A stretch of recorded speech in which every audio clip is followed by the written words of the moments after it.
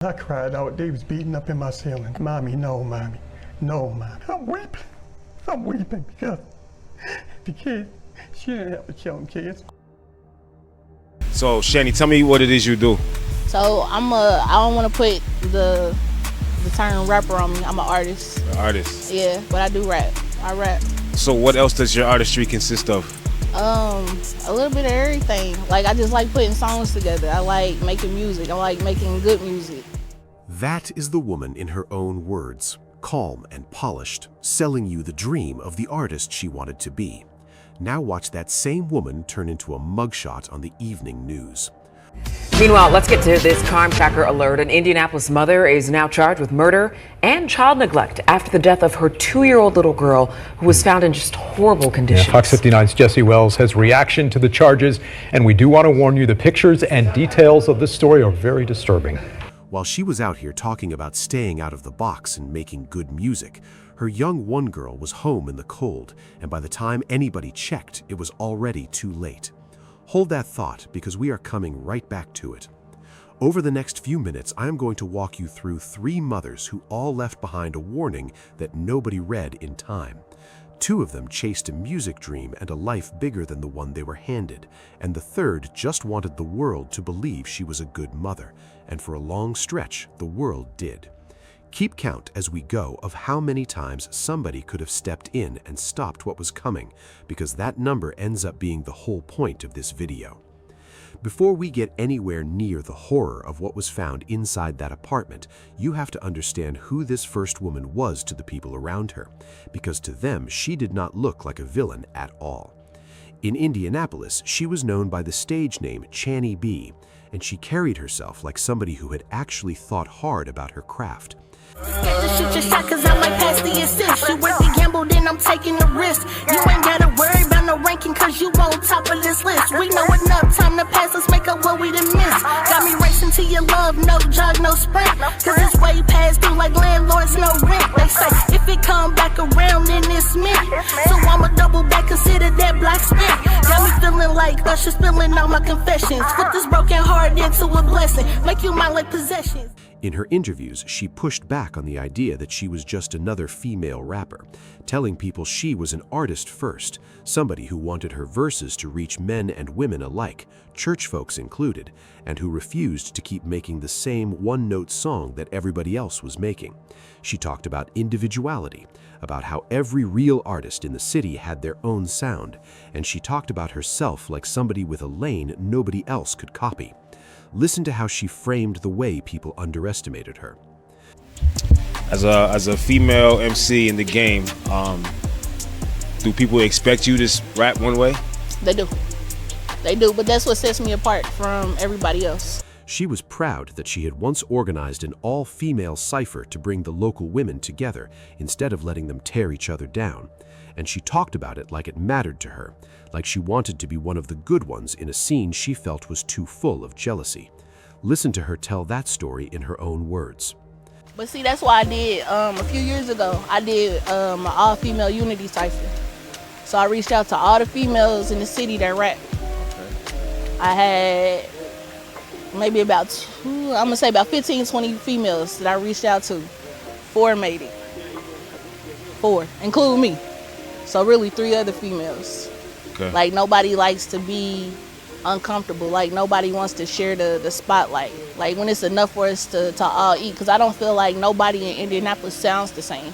Everybody got their own sound. She had a whole catalog behind her, a project she called Progression. But I told y'all, 2019, goddammit, we progressing all year. We ain't perfect. We still got work to do. Goddammit, but that's just a step forward. I'm making motherfucking noise. I'm not going nowhere. She wrote hooks for other artists, both male and female, and she was building towards something new. She even had a birthday drop planned, a project she talked about like it was going to be her big exhale after some time away from the scene. Listen to her lay out the plan, because it is the sound of a woman with her eyes fixed firmly on a future for herself. Years ago, I'm working on a new project right now called Waiting to Exhale. It's gonna drop on my birthday, November 23rd. So, Waiting to Exhale, I've been off the scene for a little bit. So this Waiting to Exhale is just waiting for me to get stuff off my chest, you know, ready to let loose, you feel me, give y'all what y'all been waiting on. She talked about the craft like somebody who studied it, saying she deliberately stayed out of the one lane the industry tries to push every female artist into. And she was open about the fact that she wrote for other people because her pen could stretch further than a single style. She had opinions on her own city too, saying the scene had gotten oversaturated because everybody figured they could rap, and she counted herself among the handful she thought were actually nice with it. All of that is worth sitting with for a second because it paints the picture of a woman who was pouring real thought and real hours into a name in the streets, and you cannot help but wonder where those same hours were going at home. That is the quiet tension underneath this entire first case, the gap between the effort she gave the dream and the effort she gave the two young ones who needed her most. Her real name was Chantel Gardner, a 33-year-old mother from Indianapolis, and behind the microphone she had two small young ones, a young son who was around 3 or 4, and a young one girl named Skylar, who was only 2 years old. Both the rap dream and the two young ones were real, and the tragedy of this whole thing is how fast one of them got swallowed the moment a new man walked into her life. The part that turns a struggling artist story into something a lot heavier. According to the affidavit that investigators later put together, Gardner started leaving her two young ones home alone back in October of 2024, and at first it was small, running down to meet her boyfriend in the parking lot or handling a quick errand. Those short absences did not stay short for long. Over the following months, she settled into a routine where she was staying at her boyfriend Brian Thomas's place for days at a time, sometimes as much as 5 days a week, swinging back through her own apartment maybe once a day to drop off fast food before leaving her young ones alone again in the dark. The reporting is clear that this was not a one-time lapse, but a pattern that hardened month after month. Watch the reporter lay out exactly what she admitted to police.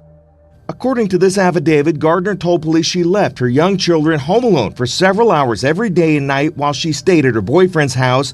That boyfriend, Brian Thomas, is also charged with 2 counts of assisting a criminal. Now sit with what that actually meant for a 2-year-old and a preschooler with no adult in the building watching over them. The young ones were being left with a phone or a screen playing cartoon videos as a stand-in young one sitter, and the home around them had slid into a condition that investigators would later struggle to put into polite words. Gardner told police she had basically given up on keeping the place clean because the smell had gotten so overwhelming that it clung to her even after she showered. So instead of getting help, she stopped coming home at all. Watch how the reporter described that slow slide from a messy apartment into something no young one should ever be left inside. Over time, conditions inside the apartment got worse, and Gardner feared the neglect would be discovered. The affidavit claims Gardner said she tried cleaning the walls and maintaining things, but it became too overwhelming, and she eventually strayed away from the home altogether due to the smell inside the house. None of that's a defense, but it's certainly worth noting that the systems that are in place to prevent this on a humanitarian level in our city fail. The way the timeline builds is what makes it so hard to watch in hindsight. What began as her stepping out to meet Thomas in the parking lot slowly stretched into whole days and then whole nights away. And by the tail end of the year, she was bringing the young ones around Thomas maybe once a week at the very most, if that. His own account placed the last time he even saw them in person around the holidays at a small birthday gathering of his in late December, which means that in the final stretch, the two young ones were spending the overwhelming majority of their hours with no adult in the room at all. She leaned on a tablet playing cartoon to fill the silence. The soft and familiar voice of Miss Rachel stood in as the only young one sitter those young ones had. Except here, it was not a treat between activities. It was the one thing watching over them day after day. The food she left behind was whatever was quick and cheap, burgers and chicken nuggets and chips with something to wash it down. And the young ones were expected to climb up onto the counters and reach for the water for themselves whenever nobody was there to help them. Bathing had dropped to about once every week or two, and she later admitted she would often come back to find waste on their little hands and feet, which tells you just how far the basics of care had slipped while she was busy chasing the dream on the other side of town. That is the version of neglect that does not announce itself with a single dramatic moment, the kind that just compounds quietly until the math finally comes due. The people who might have caught this early were kept in the dark on purpose, and that part is what really stings. Skylar's father lived over in Ohio and handed over custody because a disability made it hard for him to provide day-to-day care, and he later said his calls and video chats got ignored, with his last real contact coming only a couple of weeks before the end. His own adult young ones noticed the young ones smelled of urine during earlier visits, so the warning signs were there for anyone paying attention. He had given up custody in the first place because his disability made hands-on care difficult, trusting that the young ones were in steadier hands than his own, and that trust turned out to be the cruelest miscalculation of the whole story. Gardner's friends said she always told them the kids were with Thomas whenever she was out, and they insisted they would have helped in a heartbeat if they had known the truth. She kept the young ones away from doctors too, because she was terrified that a single checkup would expose the conditions and bring child services to her door. Every one of those choices was a door quietly closing, and all of it was building toward one freezing January night when the routine finally caught up with the smallest person in that home. The night everything came apart was January 25th of 2025. Gardner had last seen her daughter alive the evening before, dropping off some fast food before leaving for Thomas's place again. And when she came back to the apartment on Newberry Road the next evening and called the young ones to dinner, only her son answered. When she went looking for her daughter, she found the 2-year-old cold and unresponsive, and she carried the young one outside, started CPR, and called for help. By the time paramedics arrived, there was nothing left for them to do, and the little one was pronounced right there at the scene. What responders walked into next is what turned a death investigation into a murder case, because the state of that home told a story all by itself. I'm going to keep this part gentle because a lot of you were watching with your own kids nearby, but listen to how the reporter on the ground described the basic conditions.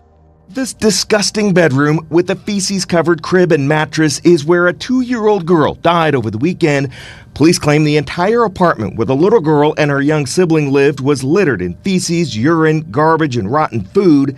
Preliminarily, doctors believe Skylar Gardner died from hypothermia, but her body was also covered in bruises and bite marks, with a puncture wound on her neck and frostbite on her feet and hands. The short version is that the home had no working heat while the temperature inside sat down in the 40s, and the coroner pointed to the cold as the cause of death, which, in plain language, means the young one got too cold in a place that was supposed to keep her warm.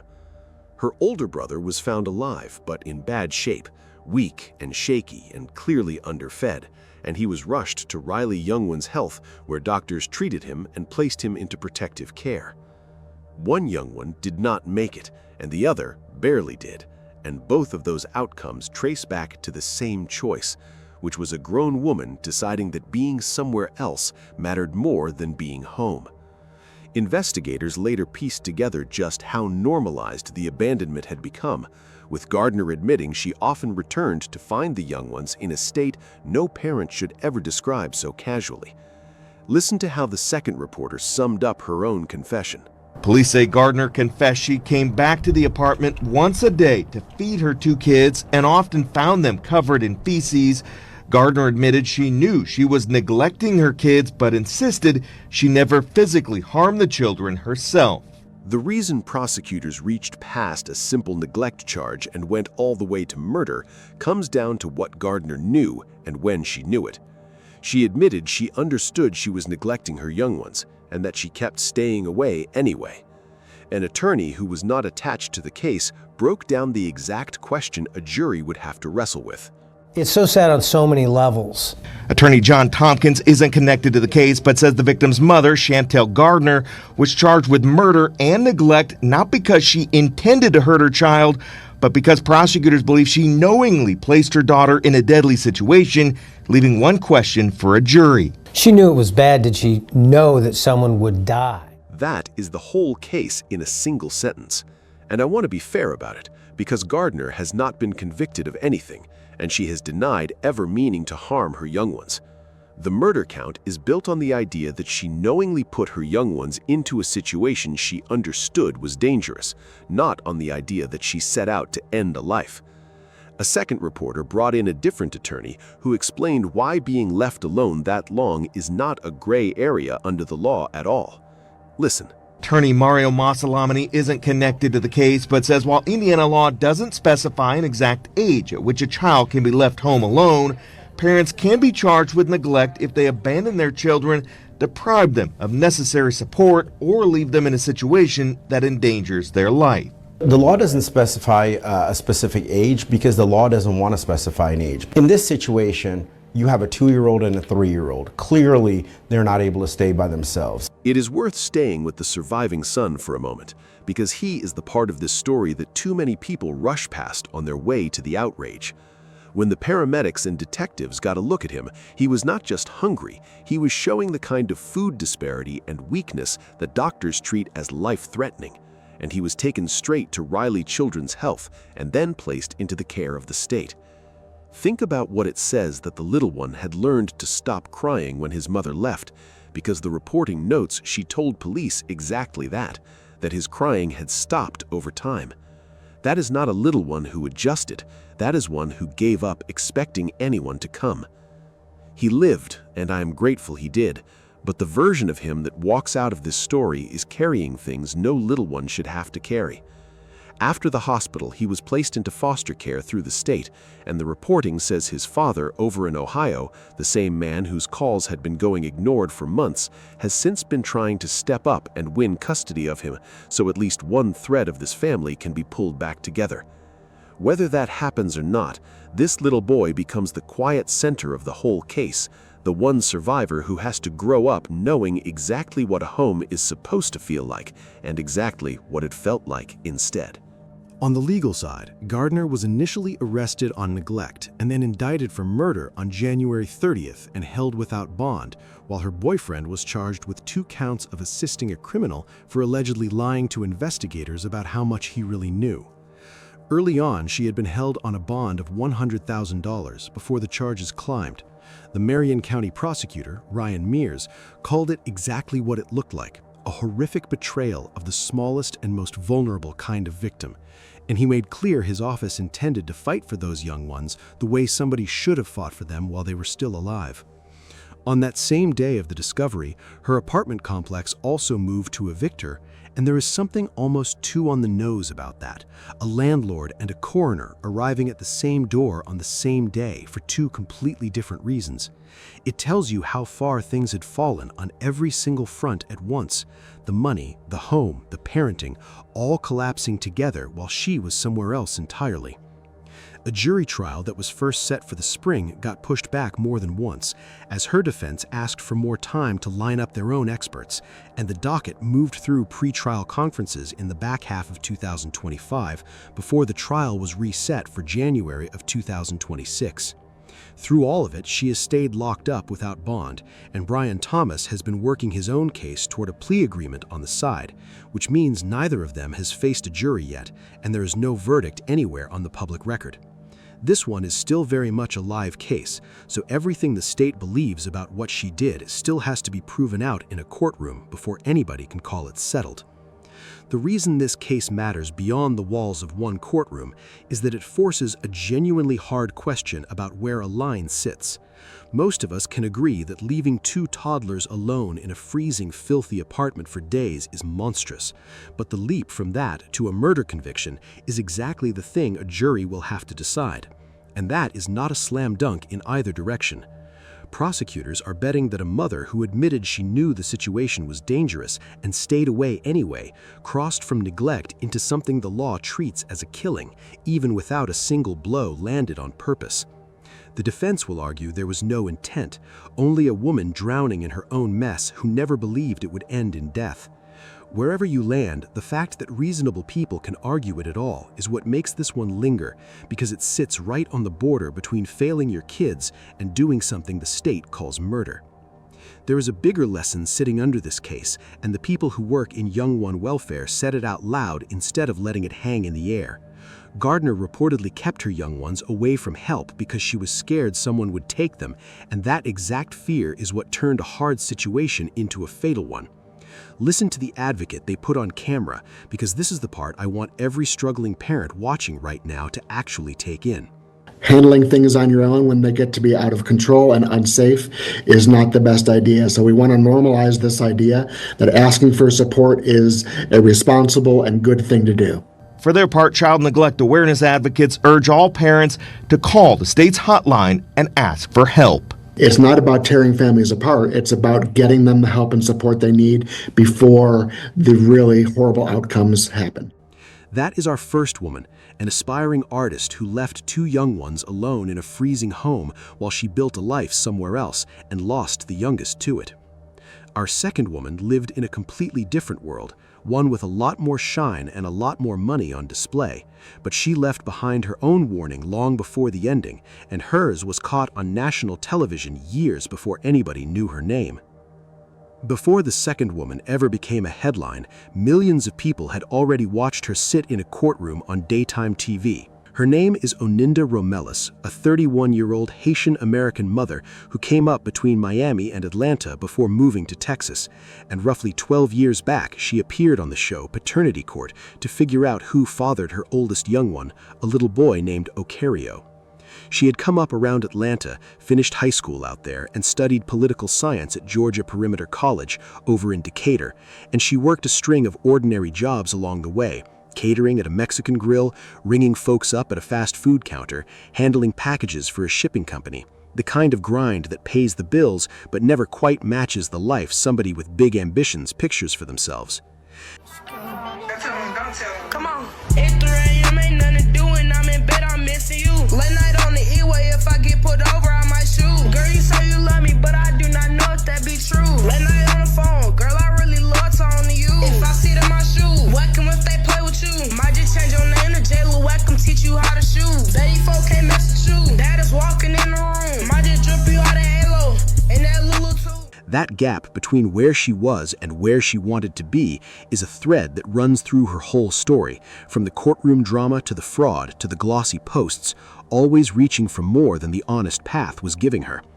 None of that background excuses anything that came later, but it does sketch the outline of a woman who never had solid ground under her feet and kept building taller and taller on top of it anyway. Every dollar I bleed it, my hussy erotic, a demon in them heels and my tongue real exotic. I'm the reason your fave can't keep up, this melodic. Slide on the beat, make it nasty, hypnotic. Every dollar out is wallet, it up on my kitty. I don't ride no broke dick, pockets gotta be litty. Bust down wet, flood the whole city. You call me the GOAT, cause it's real gritty. Your favorite little rapper can't with my pen. They asked for a feature, now I tax them again. I nut on the beat, then I wipe off his grin. Nasty little freak, but I rap like a sin. She also carried a criminal record out of Georgia that stretched back years, with arrests tied to driving under the influence, marijuana, reckless driving, and a handful of disturbance calls, along with at least one earlier brush with Young One Protective Services. Her relationships were rocky and often dangerous, with partners who carried heavy records of their own. One who had been convicted in an attempt to snatch a prosecutor's own father, and another who had been arrested in connection with a killing. And out of those relationships came 5 young ones by different fathers. On that paternity court episode, she brought 2 men in front of the judge, told the whole messy story of the cheating and the back and forth and the engagement ring she said she had been given, and sat there completely sure the answer was one of the 2. The judge saw straight through her from the jump and called it out to her face, laying out how she had run from one man to the other and back again. The story she told that day was a tangle, and it is worth understanding because it is the same pattern that shows up everywhere else in her life. She had been with one man for years, Dwayne Seymour, the one she said proposed to her with his own mother's ring, and then, during a rough patch, she stepped out with a friend named Jeremy Covington, and when the pregnancy came, she could not say for certain which of the 2 it belonged to. Her son was barely a year old when she brought the whole thing to that courtroom, and she kept both men close the entire time, leaning on one for the label of fiancé and the other for the hands-on support at the hospital. And the judge eventually named that dynamic out loud, telling her she had been buttering both sides of her bread just in case. She played every angle in that courtroom, the same way she would later curate every angle of her life online, always positioning, always keeping options open, never quite telling anyone the full truth. Then came the results, and the whole courtroom got hit with a twist that nobody in that room was ready for. She had been so certain that one of these two men was the father that she never once entertained a third name, and the DNA closed both doors at the very same time. Neither man was the father, and she sat there insisting the test had to be wrong because in her mind she had only been with those two. The judge told her plainly that whatever she chose to do next, she was the one responsible for cleaning up the mess she made. That little boy from the show, Ocario, grew up, and I need you to hold on to his name because he comes back into this story in the worst way you can imagine. For right now, just understand that this is who she was long before the money and the online glow-up. A woman completely comfortable working every angle in the room at the same time and refusing to be pinned down even by science. Somewhere in those years, she also took a swing at a music career of her own, cutting rap verses that leaned on themes of grinding through hardship and refusing to be held back, the kind of defiant push-forward energy that reads very differently once you know how her story ends. Escort and export, treat a scent like a scam. Take the check and scrounge, take the check then abort. They say I'm wild, but I move like a don. Step on a bitch like Louis V. I'm the top short head is on crawl. With lace front leg, in the back full of zones. You think I love him? I just finessed him. The rap never turned into anything big, and it faded into the background as she reinvented herself yet again, this time into the polished tax preparer with the enviable life. Her own father would later tell reporters that the family was simply shattered, still trying to make sense of all of it, which is about the only honest reaction available to anyone connected to a case like this. Fast forward through the years, and Onilda rebuilt herself into something that looked, from the outside, like a full success story. She lived out an aspirational online lifestyle, the glossy kind, a bigger house, a salon, a car big enough for all her kids, even land back in Haiti for what she called a mini mansion. She told people she was a tax preparer, and she moved to Porter, Texas in the spring of 2025, telling people it was for peace of mind and a better life, even though it meant leaving behind whatever family support she may have had. On the surface, it read like a woman leveling up. Underneath, according to investigators, the shine was paid for with other people's names and social security numbers, and the strain of holding that whole illusion together was building toward a morning nobody around her could have imagined. And you can see the signs. What kind of hang-ass nigga tell you, oh, you spend too much money on your nails and your goddamn hair and feet, you can be saving that money? You go over there and tell that hoe how to live her life. That I'm calling on nigga for nothing? How the hell you gonna tell me what to do with my money? If you pay attention, you'll really listen to what these hang nine niggas be saying. Like, go take that bitch over that throne. I know who I am.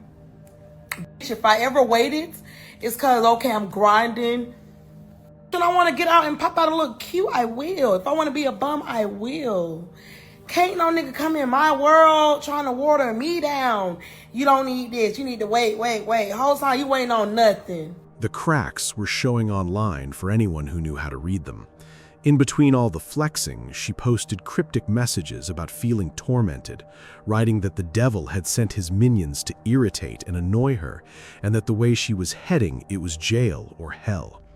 Her friends read it as ordinary venting, the kind of thing anybody posts on a bad week.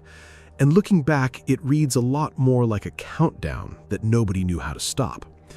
This is the trap of the whole curated life she was living, because the version of herself she put online had no room for the truth that she was buckling under the weight of it all. You cannot post your way out of a life built on fraud and 5 young ones you feel you cannot handle. And the more polished the image got, the further it drifted from a woman who, by her own words, felt like she was heading for jail or hell. She was running a double life with 5 kids in tow and nobody nearby to catch her when it finally caved in. And when the break came, it came at a gas station in the dark, with the 2 people in the front seat and the 2 in the back who trusted her completely. On October 4th of 2025, at around 4:48 in the morning, Onilda drove her 4 youngest young ones about an hour from her home to a gas station in Angleton, Texas, where all 4 of them were shot inside her car. I am going to stay away from the hard details out of respect for who these young ones were, so what matters here is the outcome. 2 of them did not survive. Her oldest, 13-year-old Ocario, the same little boy from that courtroom years earlier, and her youngest, a 3-year-old girl. The other 2, a boy who was 9 and a girl who was 8, were airlifted to Memorial Hermann in Houston in critical condition, and thank God they pulled through. Watch the reporter walk through who these young ones were and what the sheriff confirmed. Brazoria County deputies responded to an unthinkable, unimaginable tragedy. Brazoria County Sheriff Bo Stallman describing the shooting of 4 children. A 13-year-old boy and 3-year-old girl died. An 8-year-old boy and 9-year-old girl still recovering. The Brazoria County Sheriff's Office now says the 4 kids were shot inside a vehicle. Deputies say Romelus was the driver of the car and is the shooter. She pulled into the gas station off of Highway 288 in Angleton and called 911 around 4:48 Saturday morning. The sheriff came out and named it for what it was, an event that had shaken the entire community, and he did not pretend to have all the answers on day 1. Watch him speak. Yesterday, Brazoria County deputies responded to an unthinkable, unimaginable tragedy. This event has shaken our community, and we are all feeling the loss. While this remains an active investigation, I do want to share what details with you that I can at this point. Evidence indicates that the driver of the vehicle identifies as a 31-year-old Onilda Romelus. She's the mother of the 4 children involved. Here is what turns an unthinkable tragedy into something that will sit with you for days. After it happened, she pulled up to the pump, paid for her gas, and calmly waited beside her white Audi for police to arrive, offering no resistance at all when deputies put her in handcuffs. Then she started talking, and what she reportedly told investigators is the coldest part of this entire story. Listen to the reporter lay out what she said inside that interview room. As for Romelus, she was transported to the county jail and interviewed, telling investigators, quote, "Instead of them doing it to me, I'm going to do it to them." And when officers asked, "Do what?" Allegedly, she responded, "Kill them all." When asked why Romelus called 911, she said she did not call 911, she called the devil. Later telling investigators her children were with the devil.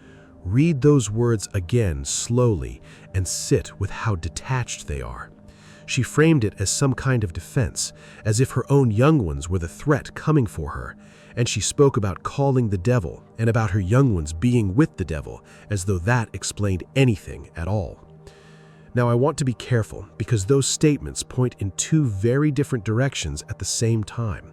They can read as premeditation, a woman who decided her offsprings were in the way of the life she was building.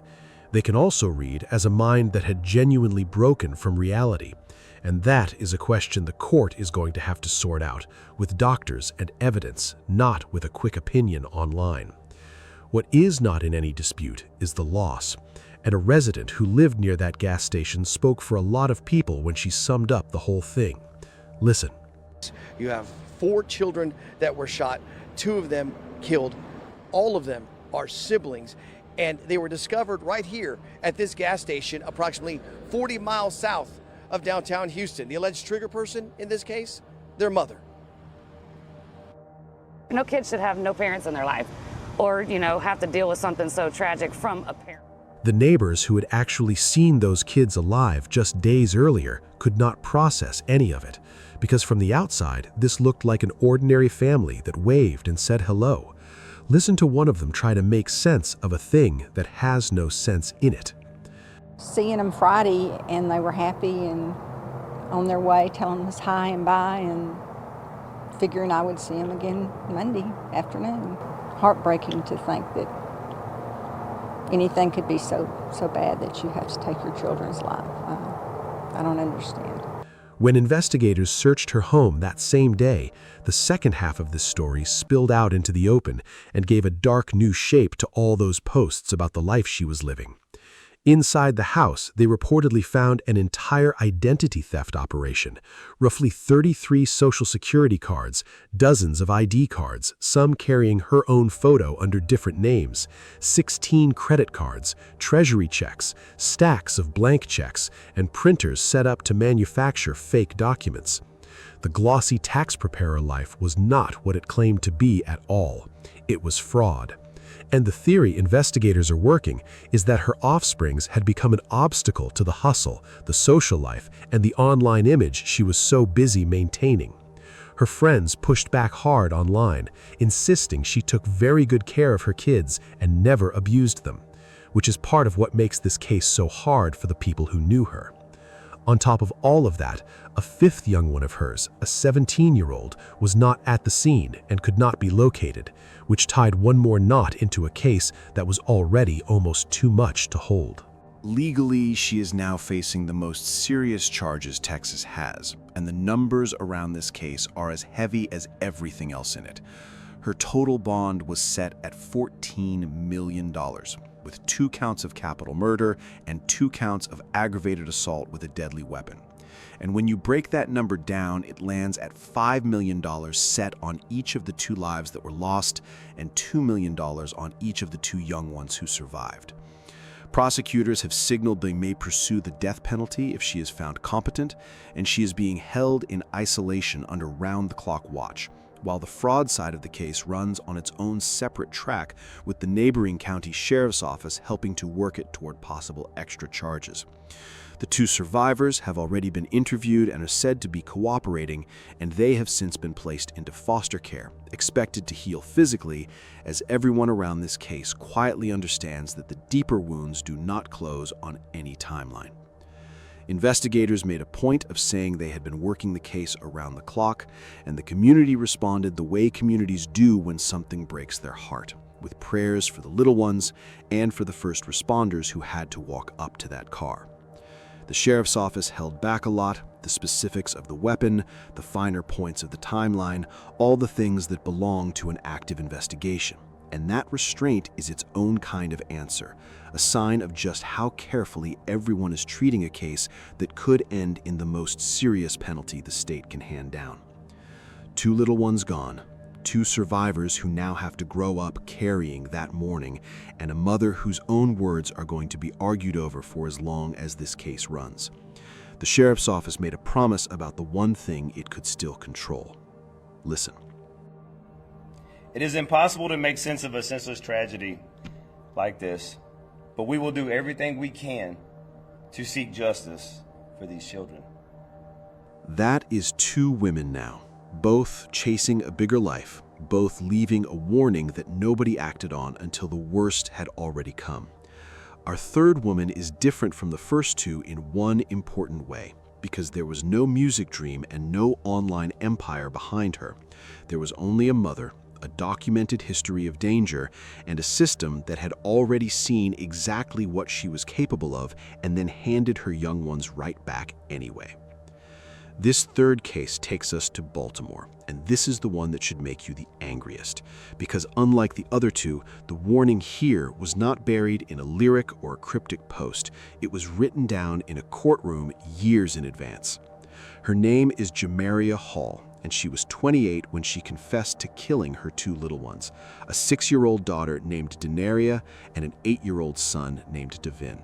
The 2 shared a father who drifted in and out of their lives, present enough to be part of the picture, but absent at the exact moments his presence would have counted for the most, which is going to matter a great deal when we get to the custody piece. Before we get anywhere near the ending, you need to understand that the state of Maryland already had a thick file on this woman. And that file describes exactly the kind of danger that should have kept those young ones far away from her. Watch the reporter walk through what those court documents actually said.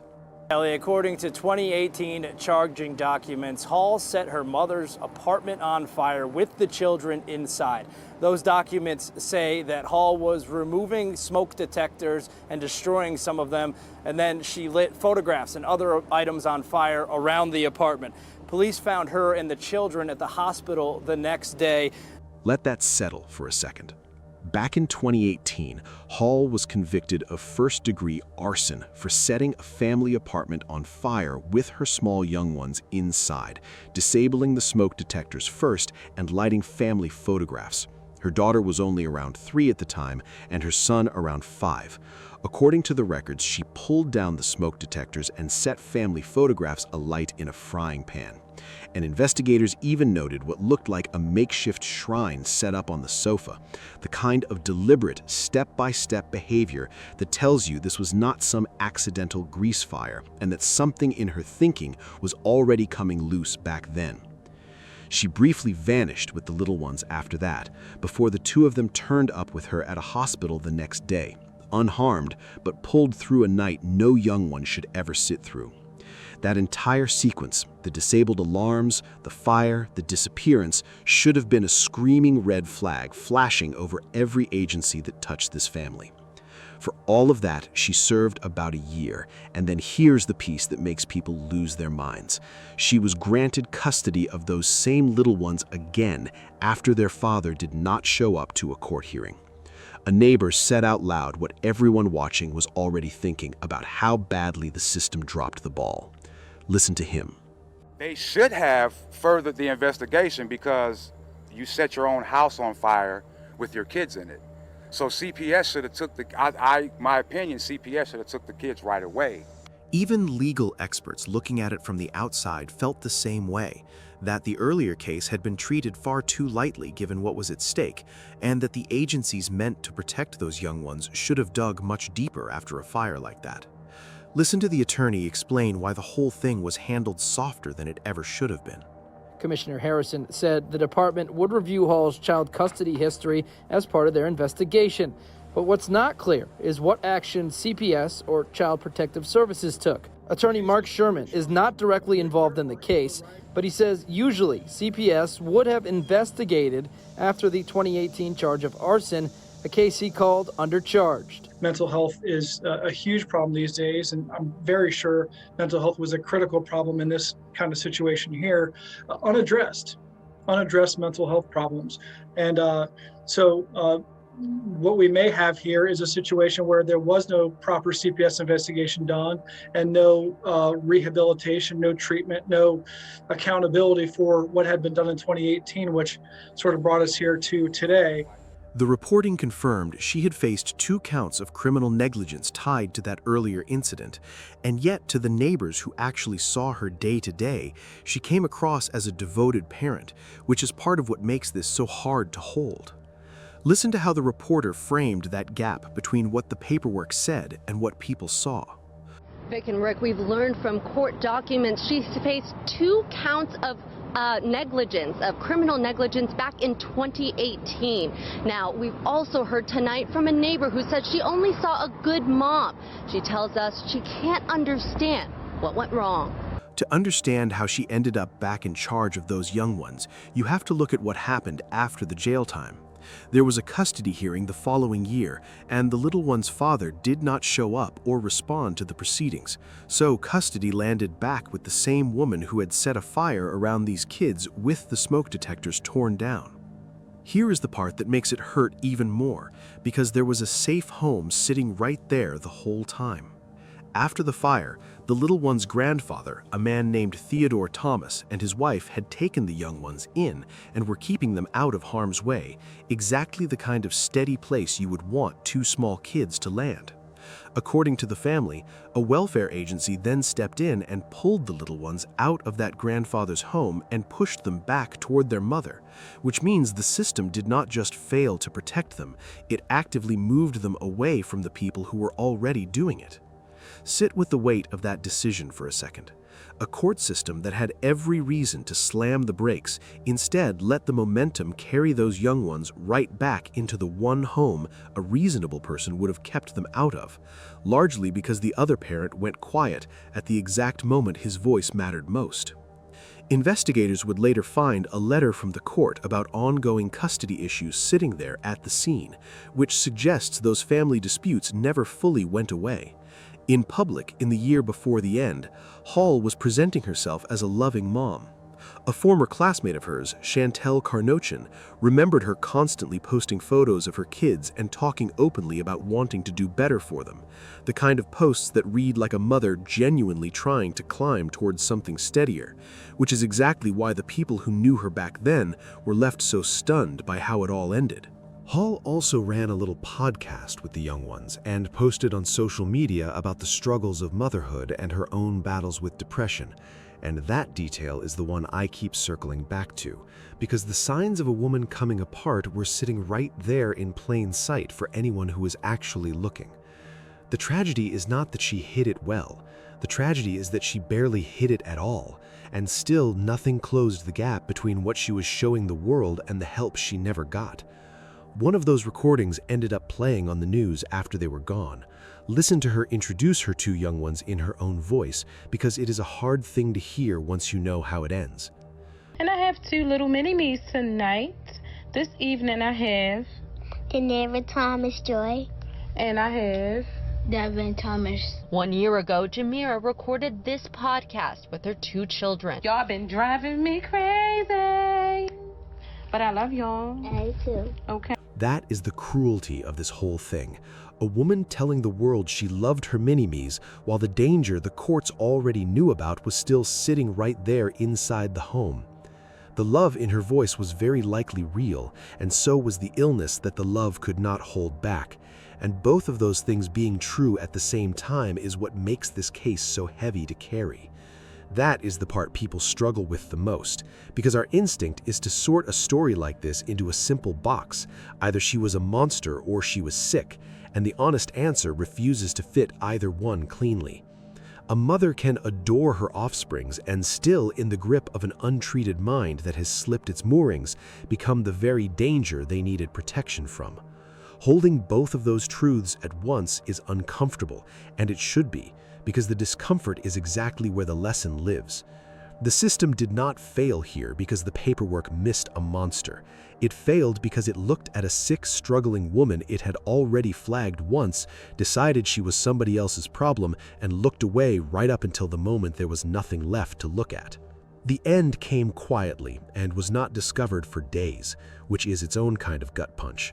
In August of 2021, neighbors on Coventry Road heard a young one crying out during the night, and after that, the two young ones were never seen alive again.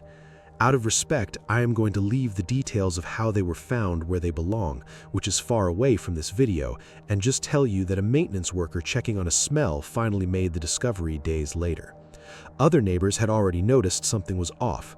One man who lived nearby said he used to hear arguing in that apartment day and night, and that the kids, who usually sat outside in a parked car, had gone quiet and disappeared from view in the weeks before. Watch him describe those last strange days. Brandon Dixon says he could hear arguments throughout the day and night coming from the apartment on Coventry Road. He says he usually saw Hall, her children, and a man sitting inside a car in the same spot all day. He noticed the car disappeared a few weeks back and saw the kids sitting by a stump by themselves. I just seen the kids, so I kind of like got a little personal with them. Hey, how you guys doing? I don't see your family out here no more. Normally you guys are in the car.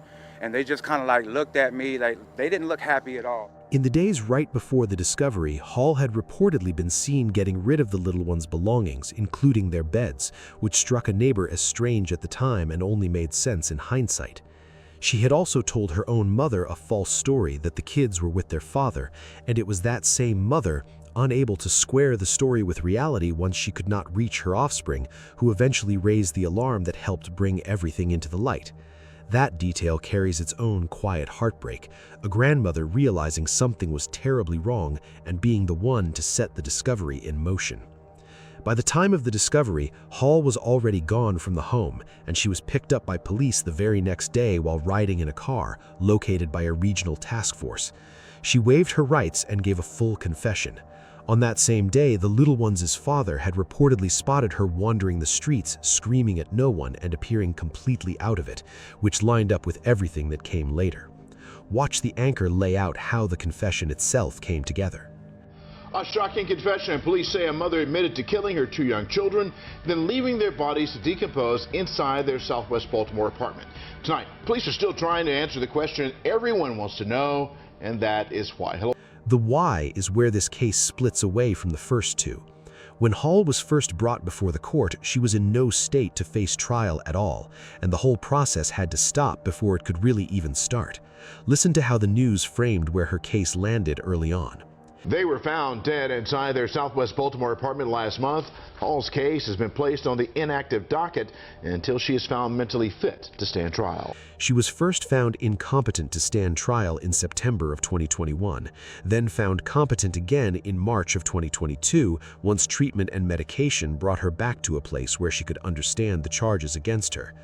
Prosecutors did not accept the mental illness explanation quietly, and early on they floated other possible motives, pointing to anger toward the father and toward her own mother, along with other stressors in her life. But in the prison calls, Hall talked about hearing voices before she was medicated, about depression and confusion, and about believing she was fighting evil spirits to protect herself and her little ones, and the father himself said this was not how she would normally behave toward them. A second medical opinion landed on a diagnosis of schizoaffective disorder, a serious mental illness that comes with delusions and hallucinations, and the attorney they put on camera made the quiet part out loud about what was really underneath all of it. Listen. Mental health is a huge problem these days, and I'm very sure mental health was a critical problem in this kind of situation here, unaddressed mental health problems. By April of 2024, represented by her attorneys Deborah Levy and Mary Pizzo, Hall pleaded guilty but not criminally responsible, and a judge committed her to a state hospital for treatment instead of prison, with no fixed release date and her condition reviewed over time. On paper, she admitted to the 2 counts of first-degree murder and to 2 counts of first-degree young one abuse, and yet the not criminally responsible finding meant the court treated all of that as the product of an illness rather than a choice she could be locked up for. For some people, that outcome felt like justice, because a woman that sick belongs under psychiatric care and not in a general population cell.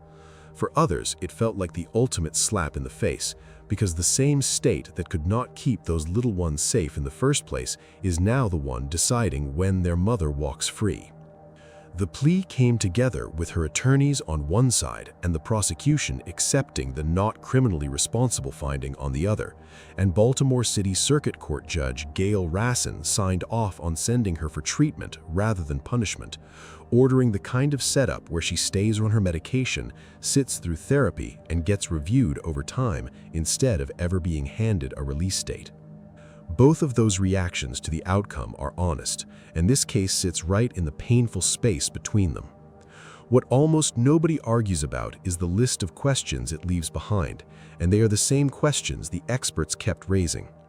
Why was the response to a fire set around 2 small young ones treated as lightly as it was? Why did a custody decision hinge so heavily on whether the other parent bothered to show up? Why did a woman posting openly about depression and hearing voices never get pulled into the kind of care that might have caught this before it became a body count? Those are not rhetorical jabs, they are the actual gaps in the system, and every one of them was a place where this could have gone differently. Through all of it, the hardest part stayed the same, which is the grief of the neighbors whose own kids had grown up right beside these 2, close enough that they played together every single day. One of them summed up the whole thing in a single question she did not know how to answer. I have no clue how I'm going to explain this to my baby, because she played with them every day. So look at the three of them together, because the pattern is the entire point. Chantel Gardner chased a music dream and left two young ones alone in a freezing home until the youngest one did not make it. Onilda Romelus built a glossy life on fraud and, by her own reported words, treated her four young ones as though they were in the way of it, and two of them are gone. Jamira Hall was already flagged by the courts as a danger, got her young ones back regardless, and then lost her grip on reality with those young ones in her care. Three different worlds, three different reasons, and the same silence at the center of each one, because the people who paid the full price were too small to speak for themselves. The lesson underneath all three is not complicated, and it is not really about pointing fingers either. In every single one of these stories, there was a moment where somebody could have asked for help, and a moment where a system could have stepped in and actually stayed in. Fear kept one mother from a doctor, an illusion of success kept another from ever admitting she was drowning, and a gap in the paperwork kept a whole agency from protecting kids it had already watched get hurt once before. Every one of those gaps was survivable if it had only been caught in time. Rest in peace to all of the young ones in these three cases. And if you're watching this and you are the parent who is barely holding on, or you know somebody who is, please do not do what these women did and try to carry it alone in silence. Say something to somebody before it ever becomes a story like one of these. Drop a comment and tell me which of these three failures made you the angriest, because I read them, and this is a conversation worth having out loud.